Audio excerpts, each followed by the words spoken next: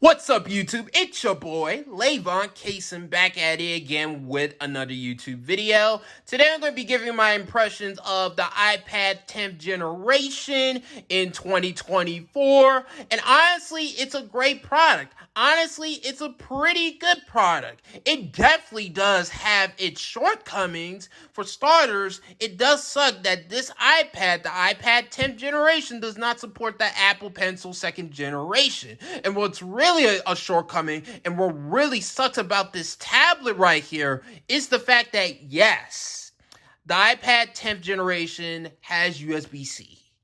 But it's using USB 2.0 speeds. And when I heard that, and the fact that it's not using USB 3.0 speeds, I was like, oh lordy, this sucks. Oh my god.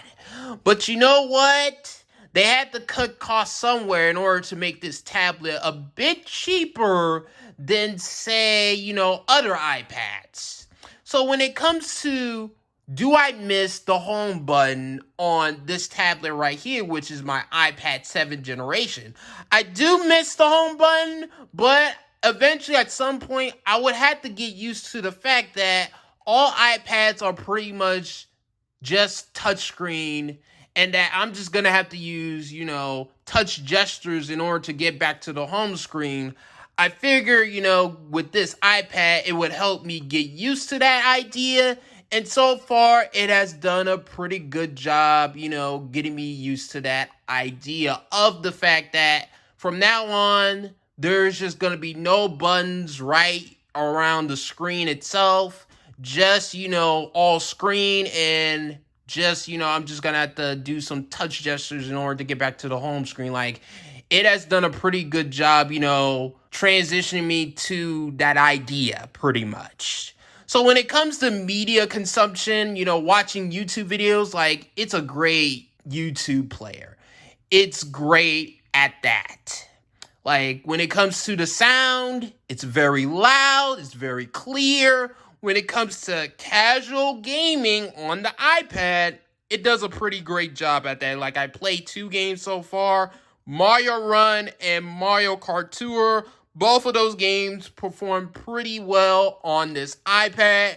When it comes to video editing using LumaFusion, like, it exported, 4K 60 video pretty fast in comparison to this iPad right here. So when it comes to pretty much, the cameras, like, the cameras are overall okay. They get the job done. They're not going to be replacing your phone or anything like that. Like, they're really not. Like, these cameras are used more for document scanning and, FaceTime and video calling and stuff like that. In conclusion, is the iPad 10th generation worth it in 2024?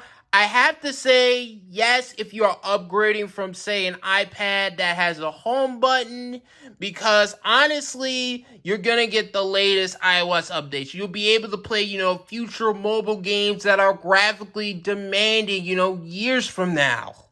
And the fact that, obviously, you'll be able to do multitasking much faster and better. So yeah, was it worth the $350? I have to say yes. So if you guys have an iPad 10th generation, let me know your guys' impressions on the product, and let me know your guys' thoughts on whether or not you think it's worth it.